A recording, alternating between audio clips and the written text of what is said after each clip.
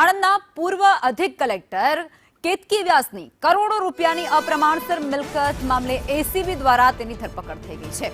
High court દ્વારા આગોતરા જામીન અરજી ફગાવી દેવાતા જ એસીબી અને શહેર ક્રાઇમ બ્રાન્ચે શેલા ખાતે તેમના બહેનના ઘરેથી તેમની ધરપકડ કરી લીધી। વર્ષ 2023થી શરૂ થયેલી તપાસ અંગે એસીબીના નાયબ નિયામક હરીશ મેવાડાએ ખુલાસો કરતા એવું કહ્યું હતું કે કેતકી વ્યાસ પાસે તેમની કાયદેસરની આવક કરતા 68.84% એટલે કે ₹3,56,00,000 થી પણ વધુની મિલકત મળી આવી છે। હવે તપાસમાં સામે એવું આવ્યું છે કે 2012 થી 2023 સુધીમાં તેમને ₹78 લાખ પગાર મળ્યો હતો, પરંતુ તેમણે જમીન, મકાન, ફ્લેટ, મોંઘા વાહનોમાં કરોડો રૂપિયાનું રોકાણ કર્યું હતું। આ નાણાં છુપાવવા પરિવારના 24 બેંક ખાતાઓમાં ટ્રાન્સફર કરવામાં આવ્યા અને એટલું જ નહીં, પિતાની કર્મકાંડની આવક અતિશય વધુ બતાવી તથા સોલા અને બોડકદેવ વિસ્તારમાં માતા પિતાના નામે મિલકતો ખરીદી અને કાળું નાણું સફેદ કરવાનો પ્રયત્ન કર્યો હતો। હાલ બોડકદેવ સ્થિત શિવાલિક લેગેસી ખાતે કેતકી વ્યાસના નિવાસ સ્થાને એસીબીનું સર્ચ ઓપરેશન ચાલી રહ્યું છે અને તેમના અન્ય જે ગુપ્ત રોકાણો છે તે અંગે પણ ઊંડાણપૂર્વક પૂછપરછ હાથ ધરવામાં આવી રહી છે।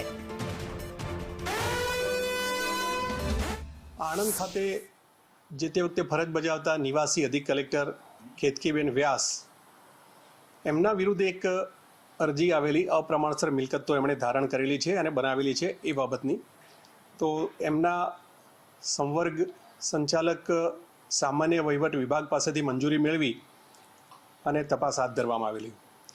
2023માં આ અરજીની તપાસ શરૂ કરેલી। એમની જેટલી સંપત્તિઓ છે, એમની જેટલી આવકો છે એ બાબતે બધી તપાસ કરવામાં આવેલી અને એમની કાયદેસરની જે આવક એની સામે એમણે કરેલા ખર્ચ અને વસાવેલી સંપત્તિ એ બધાનું કેલ્ક્યુલેશન કરતાં એમની પાસે 68.84% એટલે કે ₹3,56,03,910 રૂપિયાની મિલકતો વધારે જણાયેલી। એમની વિરુદ્ધ ભ્રષ્ટાચાર નિવારણ અધિનિયમની કલમ 13(1)(b) અને 13(2) એ મુજબ ગુનો દાખલ કરી આગળ તપાસ હાથ ધરેલી। અમદાવાદ શહેર ક્રાઇમ બ્રાન્ચનો સંપર્ક કરી અને એમની મદદથી એસીબીએ એમનું લોકેશન ટ્રેસ કરાવ્યું અને ત્યારબાદ શેલા ગામ ખાતે એમની બહેનના ઘરે એ લોકો રહેતા હતા, ત્યાંથી ગઈકાલે સાંજે એમને ધરપકડ કરી અને અમદાવાદ શહેર ક્રાઇમ બ્રાન્ચે એસીબીને સોંપેલ છે।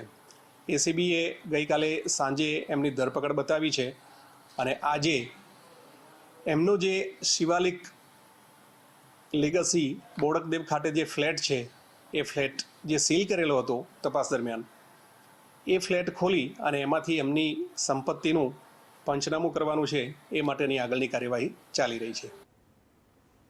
અમદાવાદની ચર્ચિત આનંદ નિકેતન સ્કૂલ કેસમાં શિક્ષણ વિભાગ દ્વારા મોટી કાર્યવાહી કરવામાં આવી છે।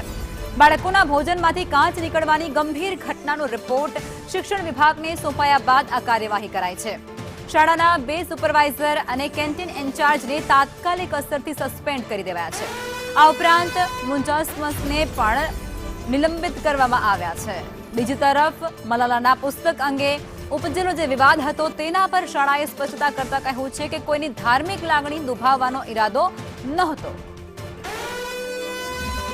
આવા કેરેક્ટર્સનું વાંચન ચોક્કસ કરાવવું જોઈએ, પરંતુ કોઈ પણ પ્રકારે કોઈ ધાર્મિક લાગણી દુભાય એવો કોઈ પણ પ્રકારે પ્રયાસ શાળા કક્ષાએ નહીં કરવામાં આવે તેવી પણ એમણે ખાતરી આપવામાં આવેલી છે। અને શાળામાં જે પ્રેયર 1 મહિનાથી નથી થતી એ બાબતની રજૂઆત જે છે એ વાલીઓ દ્વારા આપવામાં આવેલી છે, તો એમણે આખા અઠવાડિયાનો પ્રોગ્રામ આપી દીધો છે અને દરરોજે દરરોજ પ્રાર્થના થશે એવું ખાતરી આપેલી છે। છતાં પણ આ પ્રકારની ભૂલ જે છે એ ચલાવી ન શકાય, ભવિષ્યમાં ન થાય એ પણ એટલી જ જરૂરી છે। તેથી શાળાને તાકીદ આપવામાં આવેલી છે કે કોઈ પણ પ્રકારે બાળકોની સુરક્ષા, સ્વાસ્થ્ય એ શિક્ષણની સાથે અગત્યના છે।